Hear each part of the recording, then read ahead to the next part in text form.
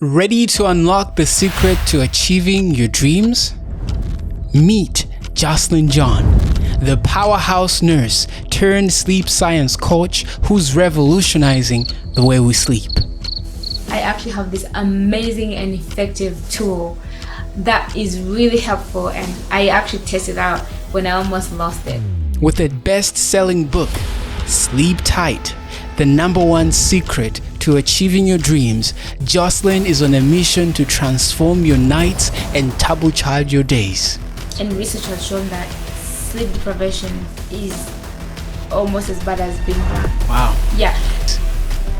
Founder and CEO of Sleep is Health, a company that helps high performers achieve sustainable success without compromising quality of life. A sister, a daughter, an outdoor enthusiast, a beacon of balance in a fast-paced world. Joselyne doesn't just teach us how to sleep better, she shows us how to live better. Join the sleep revolution with Joselyne John. Better sleep, better life, better you. Coming up next.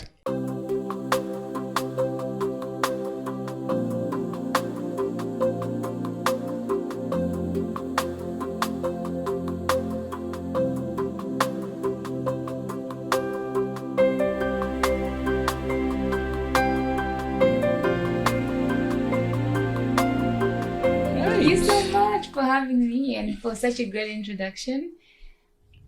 I am failing words to express how honored I am to be here and to be interviewed by you. You are also such an amazing human. Now I'm introducing you.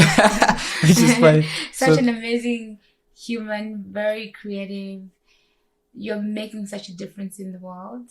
And I'm just honored to be here and to have this conversation with you. I almost want to turn this around. Yeah, I know. I can feel it. You, I can feel it. So I need to let go a little bit. To be honest, the honor is mine because the audience might not know, but you're actually my sister. Yay! My creative brother. That's right. So that means a lot to me. Yes. And that's the background tone of this episode. Indeed. And discussion. And among all the people that I wanted to have a conversation, deep conversation about why I wrote the book, why this book is important, I couldn't imagine anybody else interviewing me and having this conversation with me first. I know I'll be at many other podcasts after this, but you being the first one to interview me means a lot. And I think you will get to see more. You just have a way of creating conversations, and you are a preacher, you are a creative director, you are a poet. Now it's about me. You are a poet. You are a poet, and both of us coming from such a big family, we know a lot about connection and connecting with the others. And I don't want to be biased, but I feel like in our family, we all learn a lot about creativity from you. Seeing you create a poem, and then you narrate the poem, and then you actually videograph the poem, and then you distribute the poem. And so you've done everything. Yeah. You have so many different hands, the workforce within you. Yeah. So I'm just really honored, and for people who are watching, keep watching. I think this is going to be amazing. Oh, it will be amazing. And really, the reason why we're here is not to talk about my creativity, but to talk about the genius book that you've just authored. So maybe let's begin from the beginning. Let's start at the beginning. Okay. Can you tell us a little bit about yourself and what inspired you to write Sleep Tight? 안녕하세요. Habari gani? Hello, salut.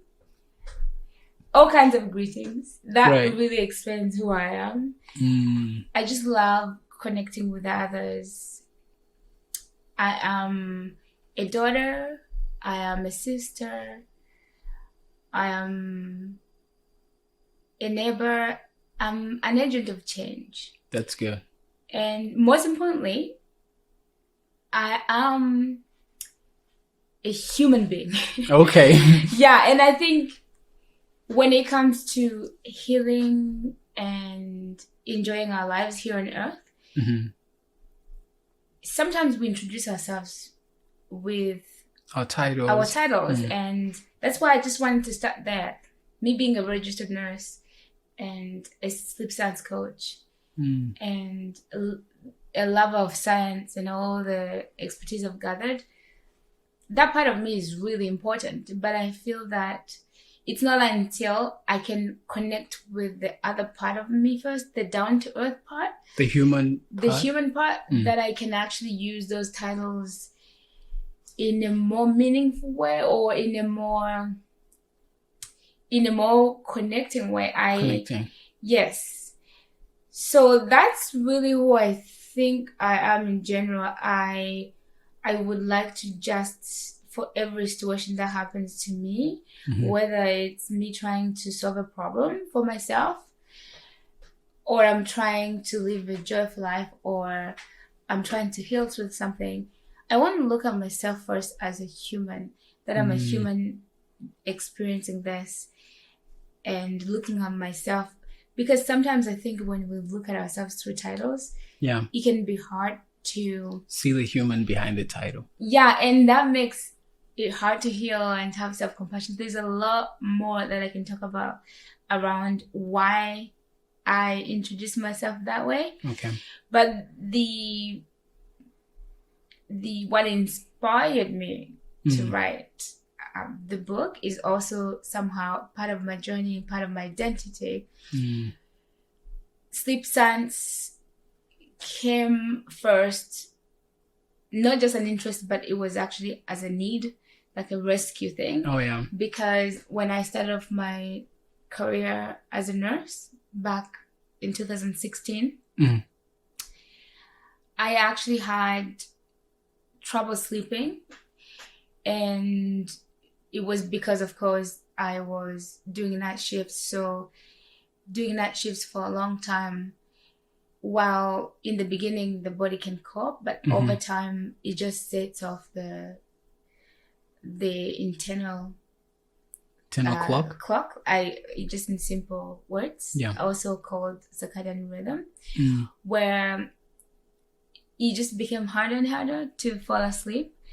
I actually had insomnia, and insomnia is described by when you're having trouble falling asleep or remaining asleep or having interrupted sleep for over a few months. Usually they describe it by 3 months. So it means you've actually struggled with sleeping for a long time, that now you have insomnia. So I actually had insomnia, and so my journey began there, and I started researching, because in nursing school we learned that for every solution we implement for ourselves and our patients, it has to be evidence-based. So it has to be something that has been tried. So something you can prove. So not necessarily, but something that has been tried, but we call it peer-reviewed, meaning at least someone didn't just write on the internet like, oh, do this. It's something that has been researched and has been trialed. And so then I went to peer-reviewed literature, looking into how can I actually fall asleep and rest, because when you work so hard, I was working 12-hour shifts. Wow, that's a lot. And then I wouldn't sleep very well during the day and during the night when I had my days off. And so then that completely negatively affected my life. And I really needed to be able to go back, because sleep is so important. Not just for energy levels to be able to do what we enjoy, but also for focus, concentration, and productivity, and also healing, because sleep is actually a God-given gift that's embedded into the life, so that we can actually, after we use the body, we can rest. And I was deprived of that gift of rest and rejuvenating and healing my own body. And so then I started to see tremendous consequences of sleep deprivation, and that really darkened my life. And so I was looking to find solutions really to heal myself. And the more I looked into it, the more I realized sleep is like a gold mine that no one is digging into. And of course, it's because of the modern world. Arguably, you can say that the modern world is built to disrupt sleep. Yeah, pretty much. And so then it has become very easy for many of us to be sleep deprived just because of how the world is set up. Yeah. Now, knowing that, it can be empowering to know that actually every single day life is set up to ruin your sleep, to disrupt your sleep. So then you realize, it's really up to us to be intentional with to be intentional with sleep, to embrace, in order to embrace that gift. It's like having a gift that someone is constantly trying to rob of you. That's how we live now in the world. So I was looking, and I did peer-reviewed literature, and I end up encountering all these facts about the importance of sleep, and also the tremendous negative effects of sleep deprivation. And then from there, I was like, okay, that's great that I have the knowledge, but how can I actually go back to having my 8 hours of sleep? And then I tried so many solutions that didn't work. Yeah. Which solutions do you try? I mean, I dive into all the stuff that I tried in the book. Oh, amazing. If you want to take a look at that. Yes. But in general, so many things I tried that didn't work. And then I was just puzzled. I was like, why is this getting really complicated? I just want to be able to sleep again. Yeah. And so then I ended up taking that sleep certification because I wanted to learn more. I think, so that's how you entered into sleep science. Yeah, so basically I started off doing peer-reviewed literature, which gives you just, latest research and what's going on with sleep. For example, because I continuously read research. For example, there's a recent research done this year that was looking at sleep deprivation and how sleep affects healing for patients who are in ICU and the hospital, and how interruptions in the hospital affect sleep, and therefore it's affecting the healing process. Just an example. Interesting. Of so the usually peer-reviewed literature and research usually will just tell you the things they did, what they tested, but often it doesn't have specific things you should do. Like action plan. Nor does it teach you, this is your sleep cycle. So I wanted something more that would actually teach me, because the way I have been trained to think is, if I understand it, I can fix it.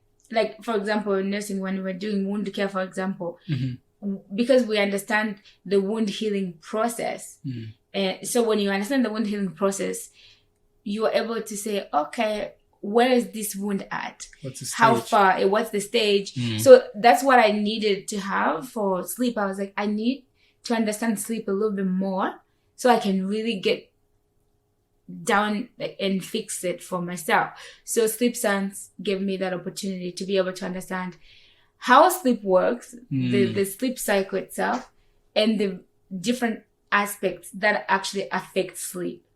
That's so interesting. Because I think for a long time, I was under the impression that sleep is something that happens when you go to bed at night. You just kind of, you show up after your day and you're like, okay, now let's think about sleep and make it happen. But then when you actually learn about sleep science and all the back end work that the body is actually doing since from the moment you wake up, so that sleep can actually happen. And this goes back to our internal clock. Internal clock, yes. Yes, this circadian rhythm is really important, and it reminds us of the power of just respecting either how God created things or how nature is. Right. Because we are guests in this world, right? Just like you're a guest on this podcast. Yeah, there is an order. Actually, there is such an order that's been put into the world, into our lives. All we have to do is just if we align can, ourselves with yeah, the order. and the body has so much wisdom. The body has so much wisdom if Yeah. you just look at the signs of every single organ, for example. Right. And I like to think of it as a reciprocal relationship with our own organs. It's the same thing, and it's so reciprocal that there's already a reciprocal process initiated or embedded inside the body. But if we don't actually see that reciprocal process, then we won't be able to optimize it or really intentionally. Yeah, and we fail the body. Yes. It's like failing the body. Interesting. And so then that's how it started. And so the sleep science really gave me more information and more understanding, because when you have a process such as sleep, that is actually, it's a process. It's not like something that happens. It's not an event. Yeah. So basically, what happens is that the brain generates sleep. Generates. That's an interesting word. I like to use the word generate because it all starts from the brain. Okay. Right? So the brain, there's this part of the brain called hypothalamus, yeah? Oh, yeah. Yes. And it's helping generate sleep, but there are also many different parts of the brain involved in the process as well, such as the pineal gland producing melatonin, which is a hormone that actually initiates the process. Okay, so it kind of shuts everything down in the body? Yeah, so sleep is not necessarily a complete shutdown. A complete shutdown of the body. In fact, there's no organ that is completely shut down when we sleep. None? No, like things don't shut down at all. It's just that there's an adaptation. What about the eyes? You actually close them, they shut down. Well, but your eyes are still working. Because shutting down, your eyes are closed, but you can say that they're not operating. That's why you have that rapid movement something? Yeah. And also because when you say shut down, it just means, like, for example, if something interrupts you or you need to escape, if there's something happening in the night, then you say, oh, it's just shut down and it can work. Okay, maybe then the word should be, I guess, rest? Yeah, rest. Okay, so it's not dead. Shut down is because I would like people to know that when we sleep, we are not unresponsive. You know, it's not like if someone comes to you when you're sleeping and be like this, depending on what stage you are, it might just take a little longer to respond to the stimuli. Yeah, because of the way you are. But the process itself is not a complete shut down. But what it is the body is adapting to allow the sleep cycle to work efficiently. So why is that distinction significant? Why is it important to know that when you sleep, it's not a complete shutdown?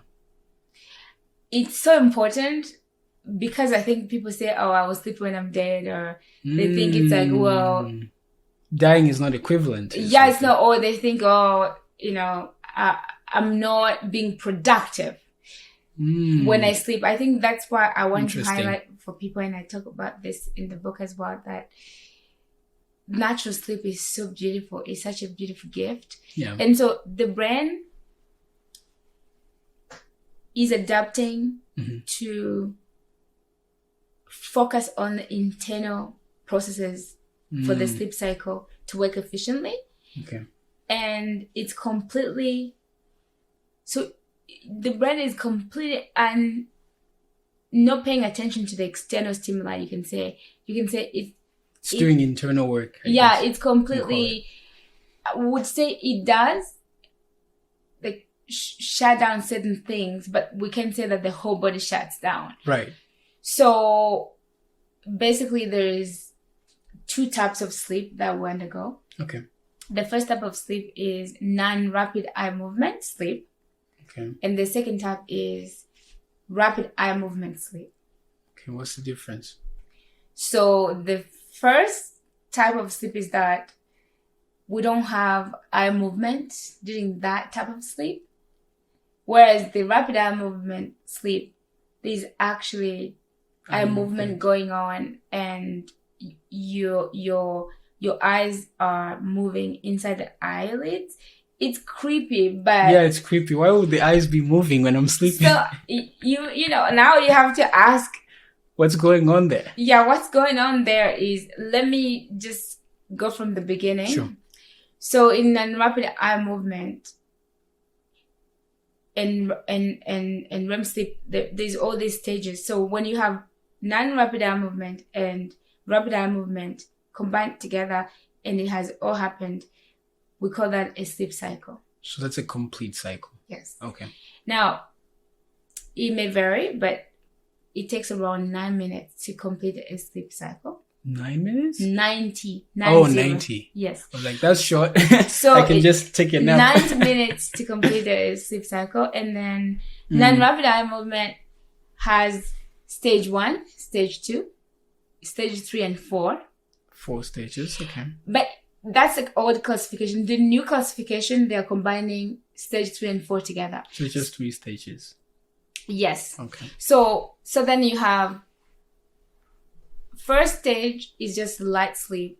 People can easily wake you up. That's when you're trying to fall asleep, but you can still hear people talking in the background. You know, your mom is singing or my grandma is playing piano. Yeah. And then stage 2, you are starting to actually come down. Your heart rate is coming down, and then your breathing is coming down as well. So is your blood pressure, and you're starting to relax a little bit more. And then you get deeper into stage 3 and 4, or stage 3, the deep, slow wave sleep. That's when it's really hard for anybody to wake you up. Yeah. Okay.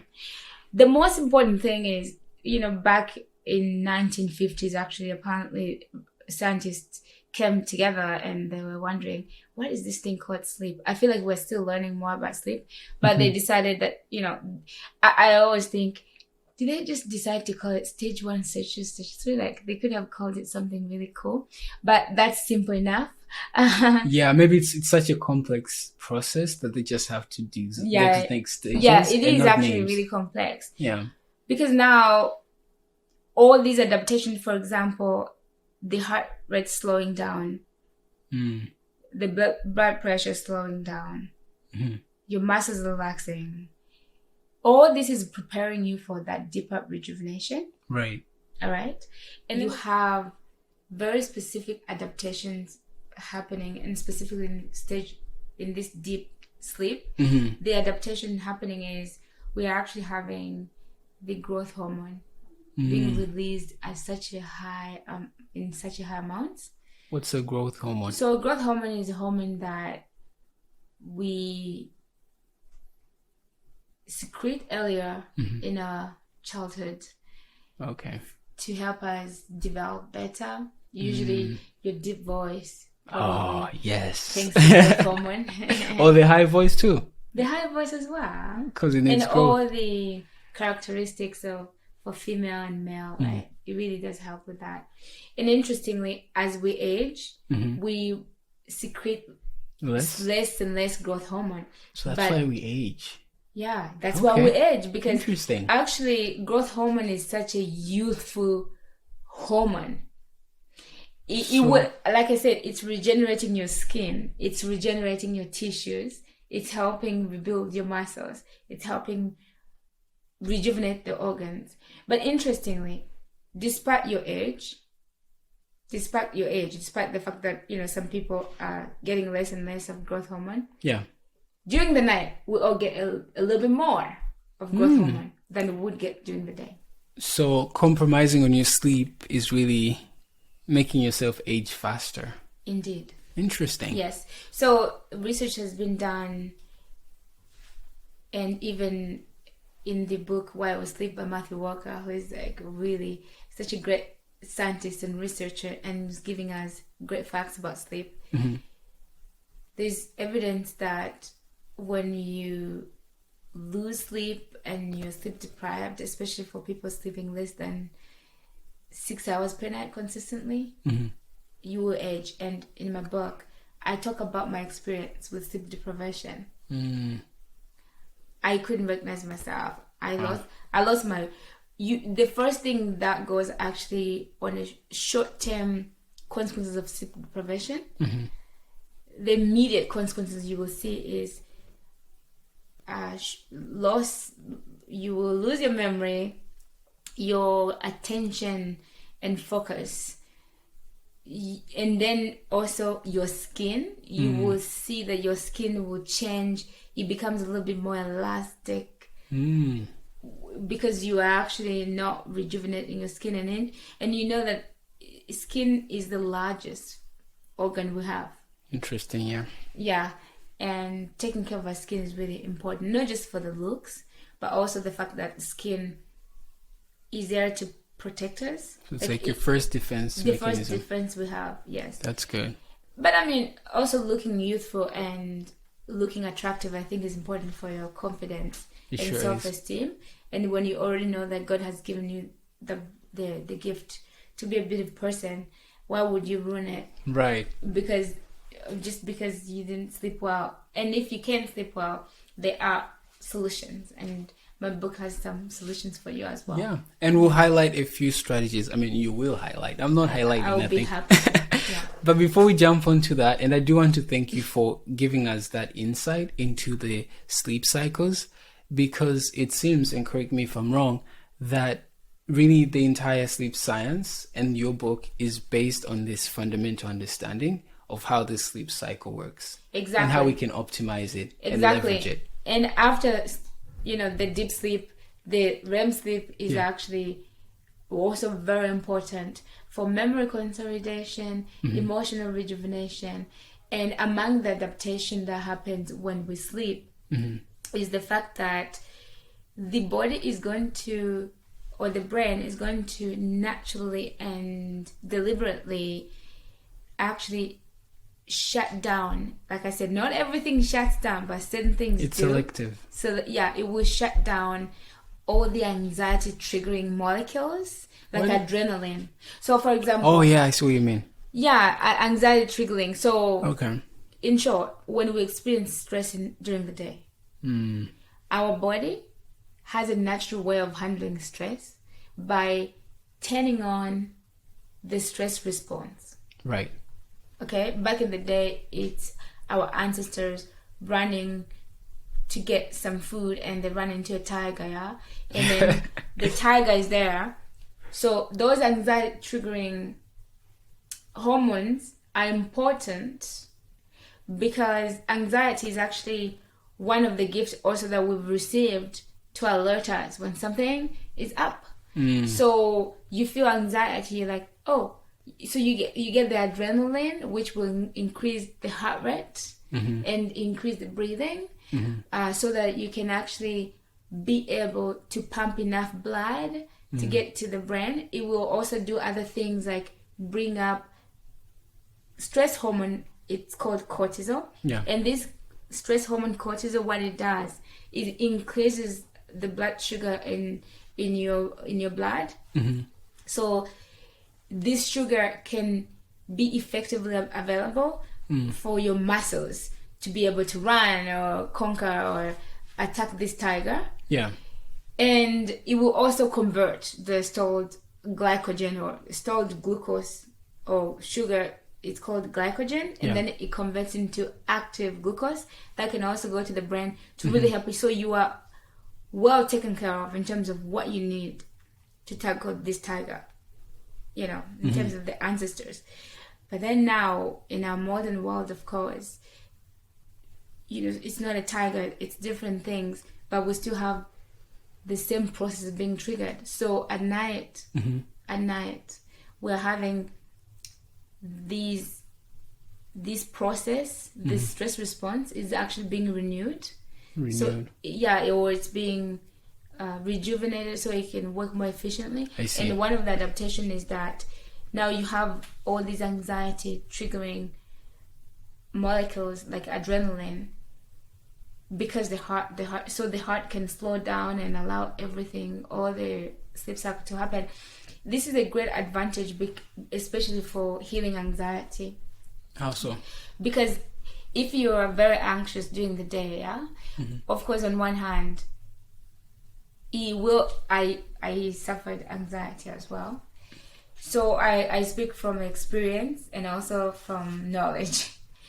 So when you have anxiety, it just means you are experiencing this emotion called anxiety, which, like we said, is supposed to be good in a small amount but not to excessive. warn you, but you're supposed to use it and deal with whatever the threat, and then the body is supposed to return back to experiencing other emotions, not just anxiety for 3 months. Because when I had anxiety, I felt that I was just experiencing anxiety for the whole time. So now that's debilitating, because now you don't even know what it feels like to feel other emotions. Yeah. And there's just so many things that when you just feel anxious for a long time, that means you're constantly feeling like the ancestors we were discussing. You constantly feel like there's a tiger in front of you. Yeah. And of course that raises a lot of problems for your body, because now all the resources that were triggered to help you deal with the stress, they're constantly triggered, but they're not supposed to. So it's supposed to be a short term. So for example, having elevated blood sugar for a long time, that is a big risk for developing diabetes. Yeah. And that also impacts. Also, usually when the stress is triggered, it triggers glucose because you need the energy to yes. use it. Okay. Yeah. But then the way that it's supposed to happen, the stress response is supposed to rest after the tiger has left.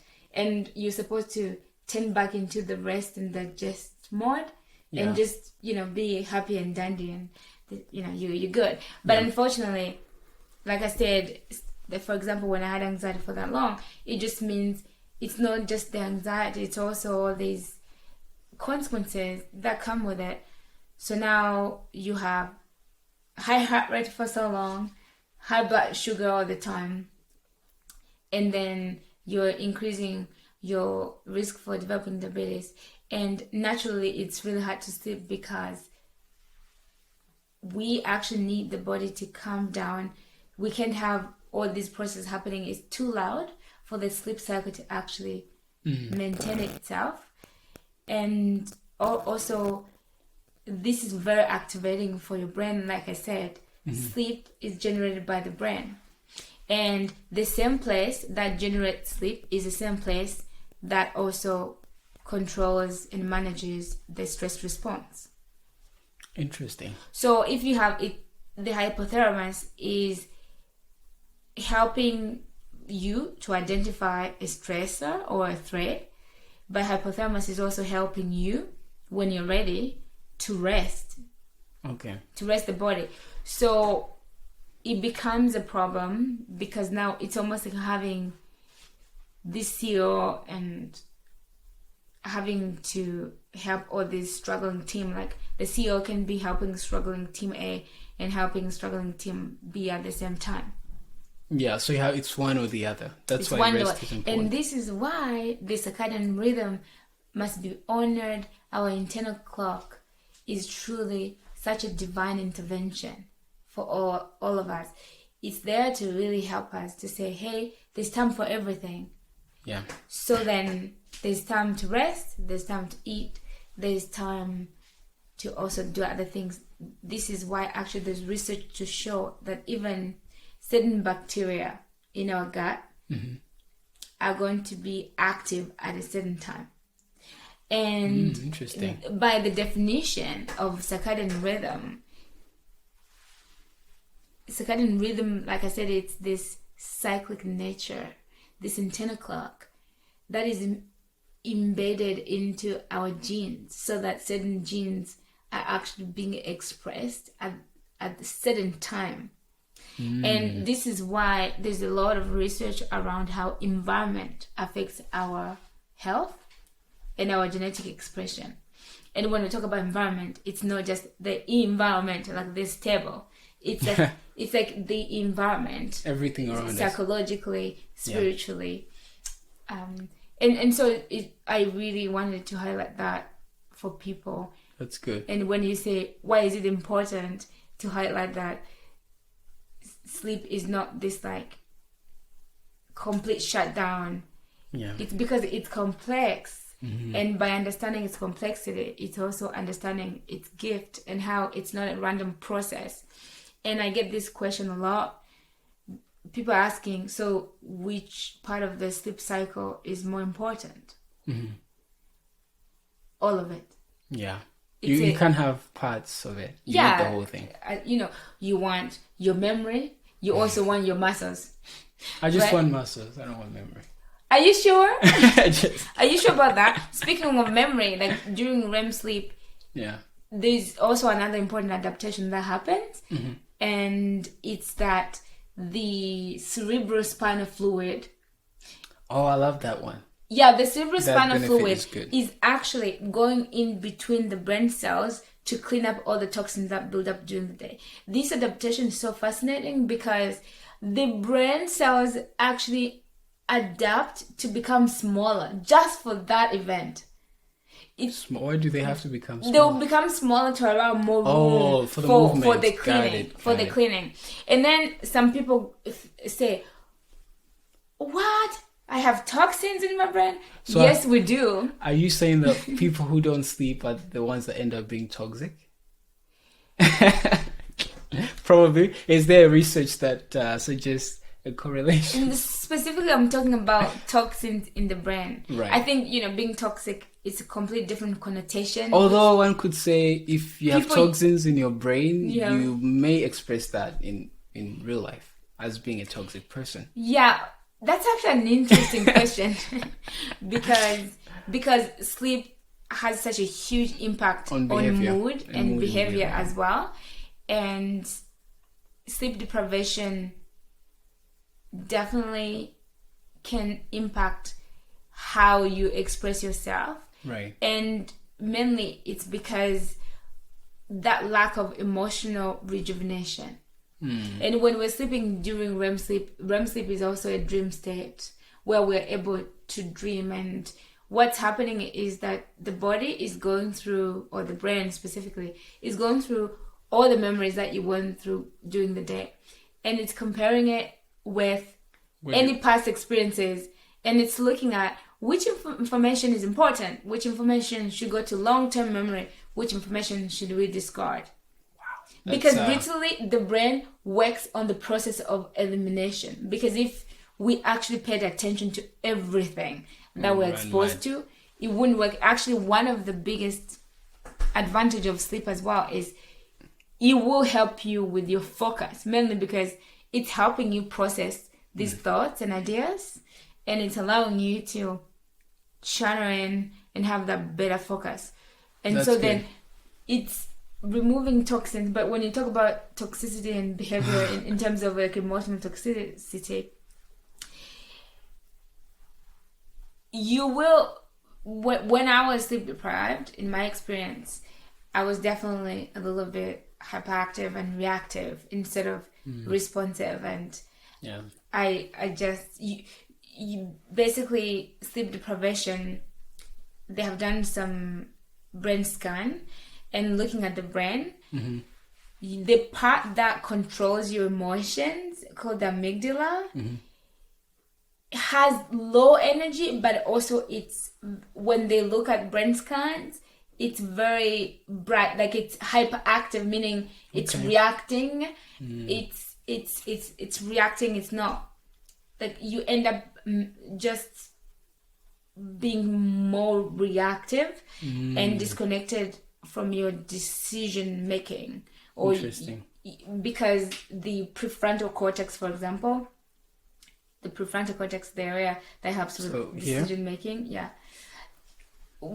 under sleep deprivation, that area is just silent. Yeah. Wow, That's a so crazy then research. to answer your question, do you get more toxic then when you don't Probably. sleep well? I talk about this in the book. I say a good friend would have looked at me and said, "You are such a mess," because I think you don't show up the way you want to show up just because of change in your emotion regulation. Literally, sleep deprivation directly affects your emotional regulation. So you are almost deprived of decision making power. That's and crazy. Research has shown that sleep deprivation is almost as bad as being drunk. So you can imagine. Wow. Yeah. Anyway, that's why in my book I actually have a chapter on emotional regulation, emotions and sleep, having that actually bidirectional relationship where when we pay more attention to our emotions, we can enhance our sleep, and when we lose sleep, our emotions are a mess. Not because we are emotional or we don't intend. Yeah, it just happens as a consequence. It's just a consequence. But to answer the other side of toxins, REM sleep is actually literally, like we just said, cleaning out these toxins Chemicals. using the cerebrospinal fluid. And we have metabolites that build up as I speak. I'm using my brain cells, and inevitably there are metabolites that will build up, and so then it's really important for cleaning. And the body already has the lymphatic system that cleans all the toxins, but because of the blood-brain barrier to protect the brain, Because that's soft and complex. so then this cleaning process is a very specific process for brain cleaning, and they call it glymphatic system. Glyphantic. Yeah, Wow, that's so where good. Research has also shown that there are some toxins called beta amyloid protein Okay. that tend to also increase the risk of Alzheimer's disease. I think there are also some research showing that beta amyloid proteins, people have it, right? People have it. It's just part of toxin buildup. But if you rest well, but brain health, sleep is just one of those things to protect your brain, really. That's one thing you can do. There are also other things you can do to protect your brain, but these beta amyloid proteins, they build up so quickly under sleep deprivation. Yeah. Wow. And so you can argue that having a restful sleep is really good for preventing Alzheimer's. and brain degeneration disease. Wow, that's good. With all these benefits of sleep, if you guys are not sleeping tonight, there'll be a huge problem. But I love how we went right into the book and deep into it. I went. But right now, what we need to do is step back and just look at the cover, right? I got so excited. No, that was good. That was good. Great information and practical strategies. But I want us to look at your title. Ooh, So the title of the book is Sleep Tight. Very intriguing. Yes. Can you explain why you chose that title?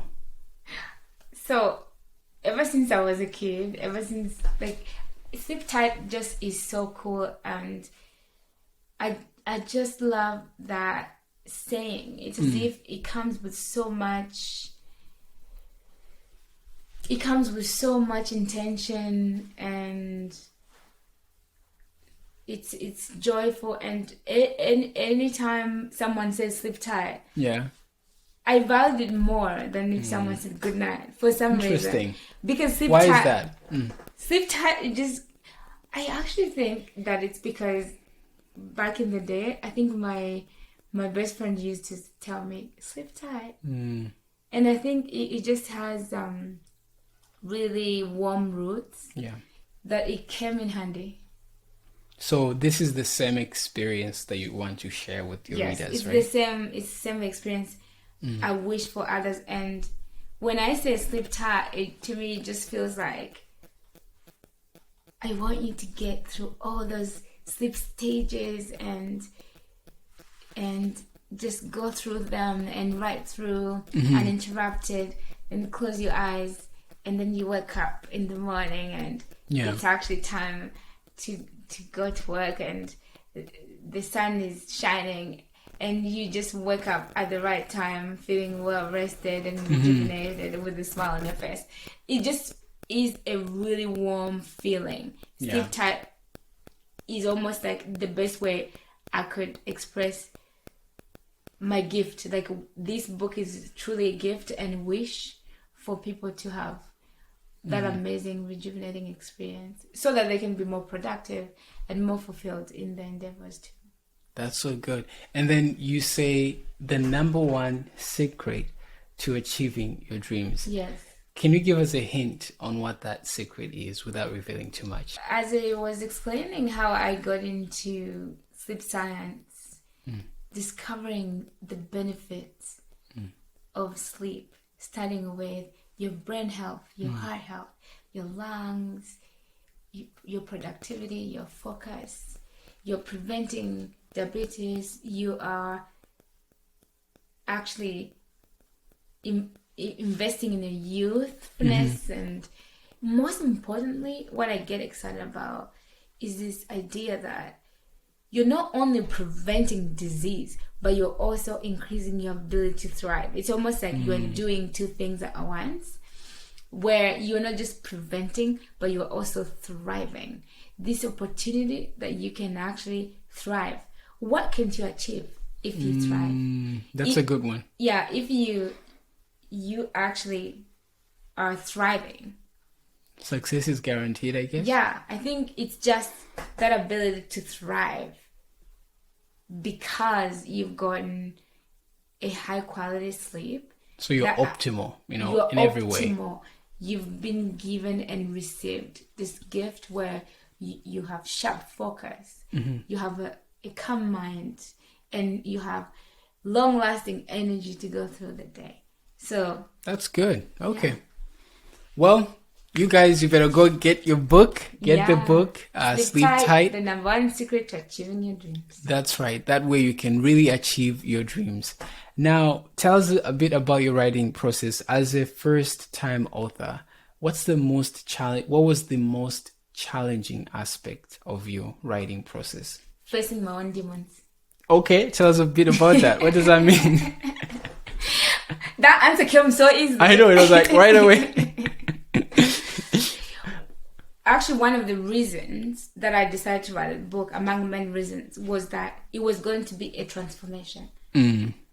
I knew that in order to help others, there's always an opportunity to help myself first. Okay.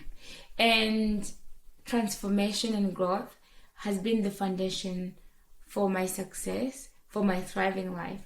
And that's why for every experience I go through, even when I look at my own journey of overcoming insomnia, overcoming anxiety and depression, I always realize that I've had to achieve some sort of transformation and growth in order for me to overcome those things. And so then I'm always looking forward to learning more about myself, because the more I learn about myself, the more I can discover all the gifts I have to offer to others. And so then one of the challenging but also the most impactful and beautiful thing that happened during book writing was just discovering all these things, you're almost like when you embark on a journey like this that is intentional and divine, because I really want it to be a pure process so that it can help people. Yeah. That's why in my book I write very openly about the issues that I had and actually the steps I took and the tools I used. So it's actually a vulnerable process to unpack those stories, all those healing journeys that you've had. And it was such a celebration too, but at the same time, as I kept going, it also in the process brought to surface some of other limiting beliefs I had, because I'm also human. And now I say writing a book is like an accelerated therapy. Why would you say that? Is it happens so fast? Because, then you are able to, it's like a mirror. Yeah. You can see yourself. Again, more my clearly. book, the reason why this answers are how it is because my book is actually a marriage between science and storytelling. Yeah, I love that about Which means I am sharing about sleep science and my journey from going from insomnia to sleeping like 4 to 5 hours of sleep to actually being able to naturally sleep again and go through my sleep cycle and have a rejuvenating rest with long-lasting energy to go for my runs and do what I enjoy. But I'm doing that using storytelling, but while also like showing you the science of things. And so because of that, there's that component of like personal storytelling. And it's been a journey. So I say joking like my own demons, but maybe I can just share one of the highlights. Sure. So that demon has been buried. That's good. And when I buried that demon, I received self-trust. And self-trust is really important because right now you might be going through a journey as well. But trusting yourself, this idea that you are good enough. No matter what you're going through right now, you are good enough. Like what's happening to you has nothing to do with how good you are, like your enoughness. Like you were born enough, you are enough, you will always be enough. That's good. Wow, that's really good. And I hope you receive that gift and really embrace it. Yeah. Now tell us, Joselyne, where can people get your book? So my book is on Amazon. Nice. And for people who are local, who live in Vancouver, they can purchase it from me directly. Directly? Yeah. That's cool. Yeah. What are your handles online or website details? Sleep is Health on YouTube, on Instagram, and also sleepishealth.com. I think that's the best place for people to go. If you go to sleepishealth.com, you can find everything else. But of course, I also host Sleep Tap Podcast, where I actually bring guests so that I can continue on these conversations because one of the main reasons why I wrote the book was so that I can actually help people with holistic and practical solutions, because going through my own journey, I saw how easy it was to get information, but also how hard it was to actually implement that information. So that's why I really wanted to bridge the gap for people between knowing the benefits of sleep and what to do, and actually being able to get it. And so to do that, we have to consider the root cause and all the holistic factors that affect sleep. Yeah. And in my book, each chapter is addressing a different factor that affects sleep. And I actually do have an analogy that my book is a sleep castle.